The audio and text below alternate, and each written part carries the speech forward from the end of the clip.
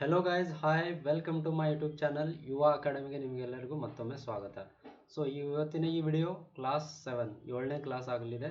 So ಈಗಾಗಲೇ 6 classes complete ಆಗಿದೆ. ನೀವು ನಮ್ಮ ಚಾನಲ್ನ ಪ್ಲೇಲಿಸ್ಟಲ್ಲಿ ಹೋಗಿ ಅವುಗಳನ್ನು ಆಕ್ಸೆಸ್ ಮಾಡ್ಬೋದು. Okay, so let's begin with ಇವತ್ತಿನ ಒಂದು ಅನುವಾದಕ್ಕೆ ಶುರು ಮಾಡೋಣ. ಸೊ ಇವತ್ತಿನ ಪ್ಯಾರಾಗ್ರಾಫ್ ಏನಿದೆ ಕನ್ನಡದಲ್ಲಿದೆ. ಸೊ ಅದನ್ನು ಕನ್ನಡದಿಂದ ಇಂಗ್ಲೀಷ್ಗೆ ಅನುವಾದ ಮಾಡಬೇಕಾಗಿದೆ. ಸೊ ನಾವು ಒಂದ್ಸಲ ನಿಮಗೋಸ್ಕರ ನಾನು ಇದು ರೀಡ್ ಮಾಡ್ತೀನಿ. ಓಕೆ, ಸೊ ದ್ವಿತೀಯ ಜಾಗತಿಕ ಯುದ್ಧದ ಬಳಿಕ ವಸಾಹತುಶಾಹಿತ್ವ ಹಾಗೂ ಸಾಮ್ರಾಜ್ಯಶಾಹಿತ್ವ ಪತನಗೊಂಡವು. ಹಳೆಯ ಜಗತ್ತಿನ ಬದಲಾವಣೆಯೊಂದಿಗೆ ನೂತನ ಜಗತ್ತು ಹುಟ್ಟಲಾರಂಭಿಸಿತು.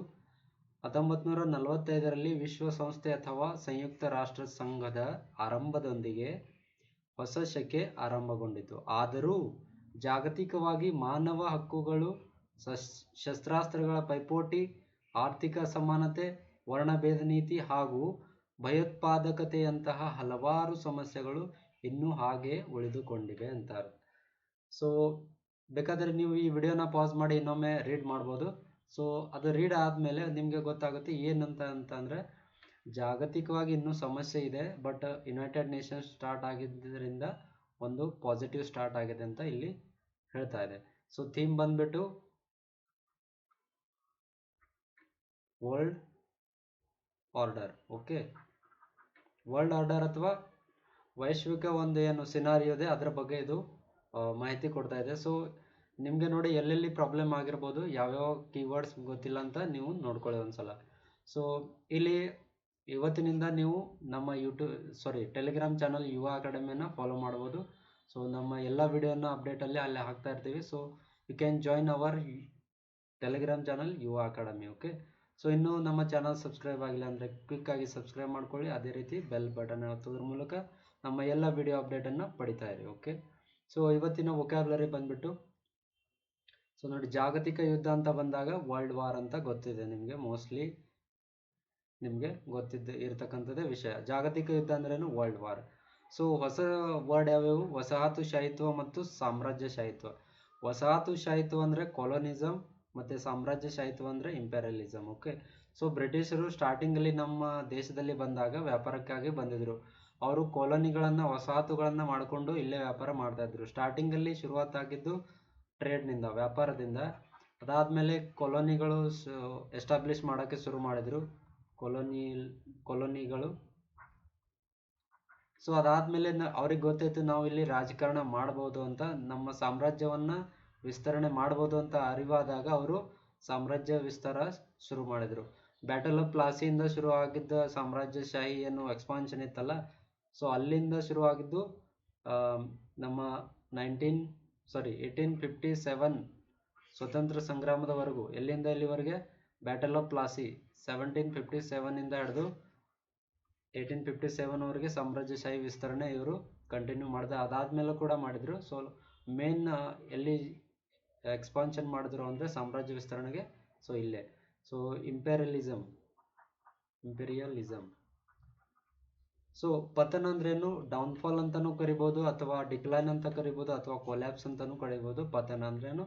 ಮೊದಲಿತ್ತು, ಅದು ಈಗಿಲ್ಲ, ಪತನಗೊಂಡಿದೆ ಅಂತ ಅರ್ಥ. ವಿಶ್ವಸಂಸ್ಥೆ ಅಂದರೆ ನಿಮ್ಗೆ ಗೊತ್ತಿದೆ, ಯುನೈಟೆಡ್ ನೇಷನ್ ಅಂತ. ಶಕೆ ಅಂದ್ರೇನು? ಎರಾ, ಒಂದು ಹೊಸದಾಗಿರ್ತಕ್ಕಂಥ ಶಕೆ ಆರಂಭ ಅಂತೀವಲ್ಲ, ಸೊ ಅದನ್ನೇನಂತ ಕರಿತೀವಿ? Era, beginning of new era ಅಂತ ಕರಿತೀವಿ. ಸೊ ಮಾನವ ಹಕ್ಕುಗಳಂದರೆ ಹ್ಯೂಮನ್ ರೈಟ್ಸ್ ಅಂತ ಗೊತ್ತಿದೆ. ನೆಕ್ಸ್ಟ್ ಬಂದ್ಬಿಟ್ಟು ಶಸ್ತ್ರಾಸ್ತ್ರಗಳ ಪೈಪೋಟಿ ಅಂದರೆ ಆರ್ಮ್ ರೇಸ್ ಅಂತ ಕರಿತೀವಿ. ಆರ್ಥಿಕ ಅಸಮಾನತೆ. ಓಕೆ, ಆರ್ಥಿಕ ಅಸಮಾನತೆ. ಆರ್ಥಿಕ ಅಂದ್ರೇನು? ಇಕನಾಮಿಕ್. ಅಸಮಾನತೆ ಅಂದ್ರೇನು? ಇನ್ಇಕ್ವಾಲಿಟಿ. ವರ್ಣಭೇದ ನೀತಿ, ವೆರಿ ವೆರಿ ಇಂಪಾರ್ಟೆಂಟ್. ಅಪಾರ್ಥಿಯಾಡ್ ಅಂತ ಕರಿತೀವಿ. ವರ್ಣಭೇದ ನೀತಿ ಅಂದ್ರೇನು? ಅಪಾರ್ಥಿಯಾಡ್. ಭಯೋತ್ಪಾದಕತೆ ಅಂದ್ರೇನು? ಟೆರರಿಸಮ್, ನಿಮ್ಗೆ ಗೊತ್ತಿದೆ. ಸೊ ಒಂದ್ಸಲ ಏನು ಮಾಡ್ಕೊಳ್ಳಿ, ಕ್ವಿಕ್ಕಾಗಿ ಇನ್ನೊಂದ್ಸಲ ನೋಡಿಕೊಂಡು ನಿಮ್ಮ ಡೈಲಿ ವೊಕ್ಯಾಬ್ ನೋಟಲ್ಲಿ ಇದನ್ನು ನೋಟ್ ಮಾಡ್ಕೊಳ್ಳಿ. ಓಕೆ, ಡೈಲಿ ವೊಕ್ಯಾಬ್ ಆಲ್ಮೋಸ್ಟ್ 10ರಿಂದ 12 ವರ್ಡ್ ಪ್ರತಿದಿನ ಕೊಡ್ತಾ ಇದ್ದೀನಿ, ಅದರ ಯೂಸ್ ಮಾಡ್ಕೊಳ್ತಾ ಇರಿ. ಓಕೆ, ಸೊ ಮತ್ತೊಮ್ಮೆ ನಿಮ್ಮ ಮುಂದೆ ಈ ಪ್ಯಾರಾಗ್ರಾಫನ್ನು ಕೊಡ್ತಾ ಇದ್ದೀನಿ, ಮತ್ತೊಮ್ಮೆ ರೀಡ್ ಮಾಡೋಣ. ದ್ವಿತೀಯ ಜಾಗತಿಕ ಯುದ್ಧದ ಬಳಿಕ ವಸಾಹತುಶಾಹಿತ್ವ ಹಾಗೂ ಸಾಮ್ರಾಜ್ಯಶಾಹಿತ್ವ ಪತನಗೊಂಡವು. ಹಳೆಯ ಜಗತ್ತಿನ ಬದಲಾವಣೆಯೊಂದಿಗೆ ನೂತನ ಜಗತ್ತು ಆರಂಭವಾಯಿತು.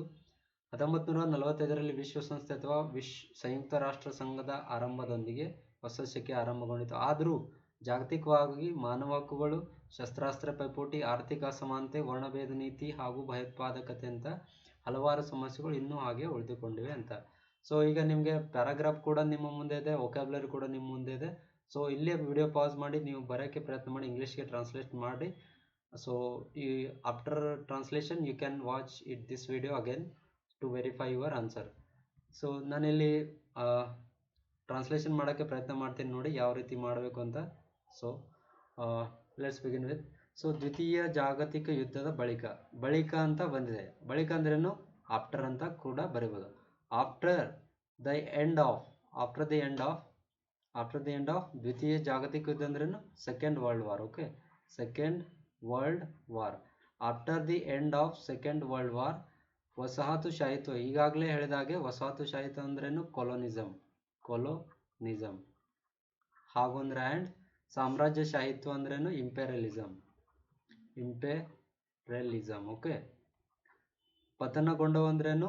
ಡಿಕ್ಲೈನ್ಡ್. ಓಕೆ, ಡಿಕ್ಲೈನ್ಡ್ ಅಥವಾ ಡೌನ್ಫಾಲ್ ಅಂತಾನೂ ಕೂಡ ಕರಿಬಹುದು. ಓಕೆ, ಸೊ ಈಗೇನು ಸೆಂಟೆನ್ಸ್ ಗೊತ್ತಿದೆ.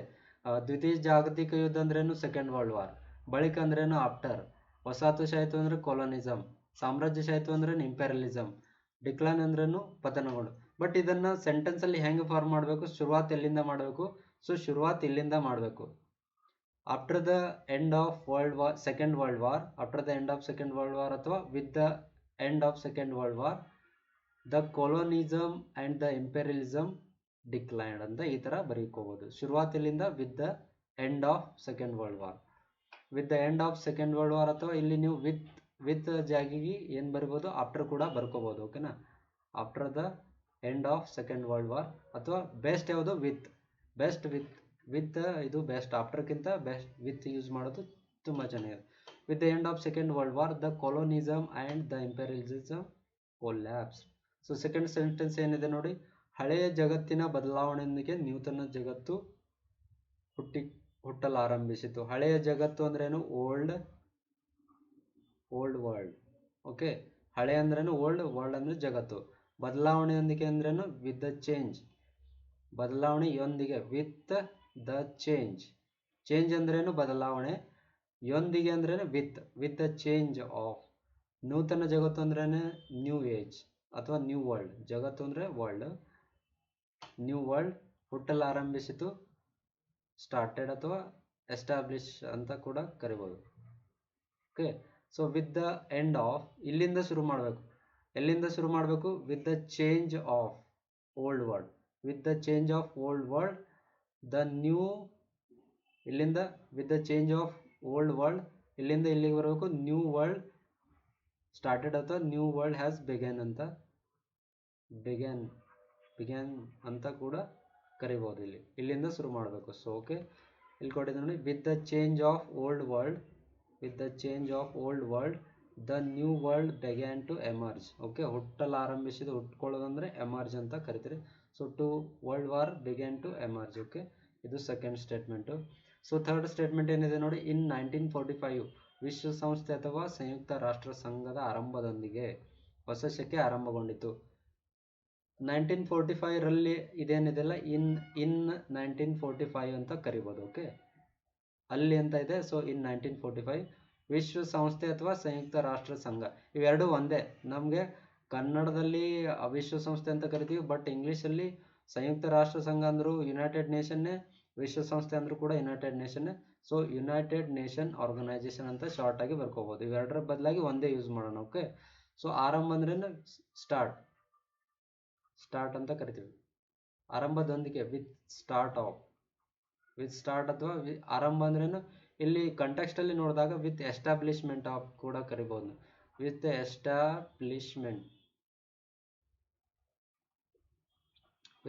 ಎಸ್ಟಾಬ್ಲಿಷ್ಮೆಂಟ್ ಆಫ್ ಅಂತ ಕೂಡ ಕರಿಬಹುದು. ಯಾವುದರ ಎಸ್ಟಾಬ್ಲಿಷ್ನೊಂದಿಗೆ ಅಂದ್ರೆ ಸಂಯುಕ್ತ ರಾಷ್ಟ್ರ ಸಂಘದ ಆರಂಭದೊಂದಿಗೆ. ಹೊಸ ಶಕೆ ಅಂದ್ರೇನು? ಹೊಸ ಅಂದ್ರೇನು? ನ್ಯೂ. ಶಕೆ ಅಂದ್ರೇನು? ಎರಾ ಅಂತ ಕರಿತೀವಿ. A new era has started. ಈಗ ಶುರುವಾತ್ ಎಲ್ಲಿಂದ ಮಾಡ್ಬೇಕು ನೋಡಿ. With the establishment of united nation in 1945 ಅಂತ ಈ ಥರ ಬರೀಬೇಕು. ಏನು, with the establishment of united nation organisation in 1945 the new era, ಇಲ್ಲಿಂದ ಎಲ್ಲಿಗೆ ಬರಬೇಕು, ಮತ್ತೆ ಜಂಪ್ ಆಗಬೇಕು. The new era has been started ಅಂತ ಈ ಥರ ಬರ್ಕೋಬೇಕು. ಓಕೆ, ಸೊ ಇದರ ಆನ್ಸರ್ ಇಲ್ಲಿ ಕೊಟ್ಟಿದ್ದಾನೆ ನೋಡಿ.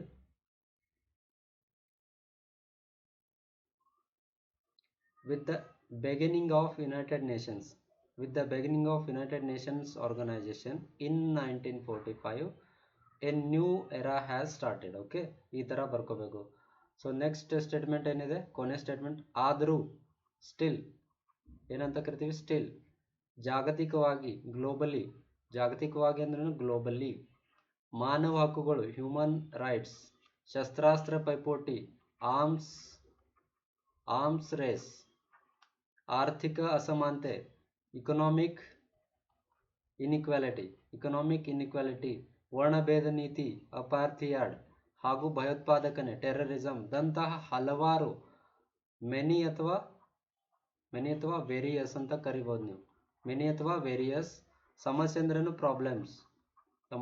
ಪ್ರಾಬ್ಲಮ್ಸ್ ಇನ್ನೂ ಹಾಗೆ ಉಳಿದುಕೊಂಡಿವೆ. ರಿಮೇನ್ಡ್ ಆಸ್ ಇಟ್ ಈಸ್ ಈ ಥರ ಬರ್ಕೋಬೋದು. ಸೊ ಇಲ್ಲಿಂದ ಶುರುವಾತ್ ಇಲ್ಲಿಂದ ಮಾಡಬೇಕು.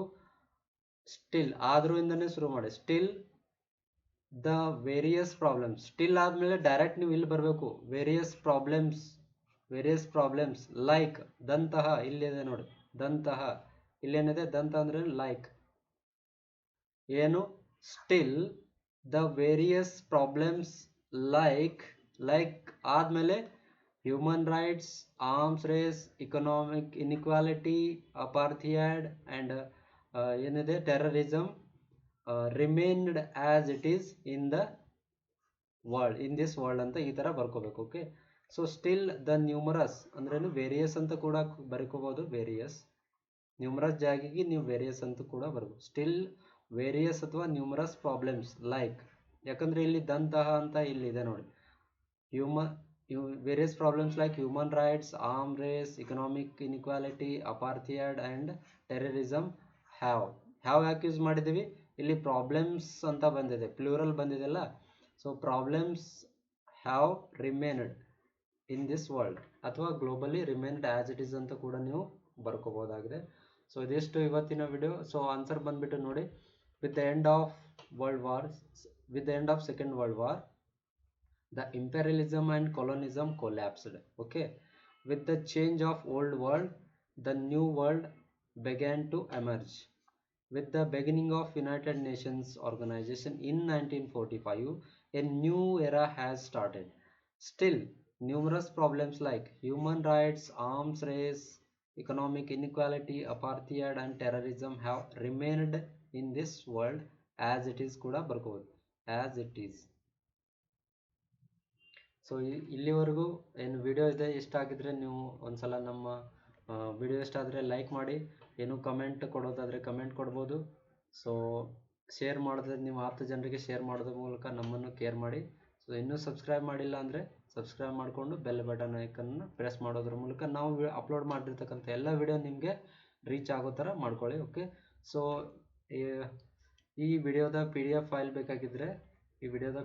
ಬೇಕಾಗಿದ್ದರೆ ನಮ್ಮ ಯುವ ಅಕಾಡೆಮಿಯ ಟೆಲಿಗ್ರಾಮ್ ಚಾನಲ್ ಕೂಡ ನೀವು ಜಾಯ್ನ್ ಆಗ್ಬೋದು.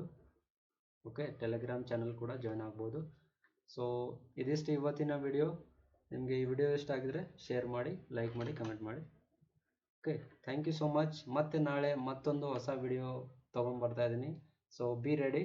C you in the next video tomorrow. Thank you so much. Thank you very much.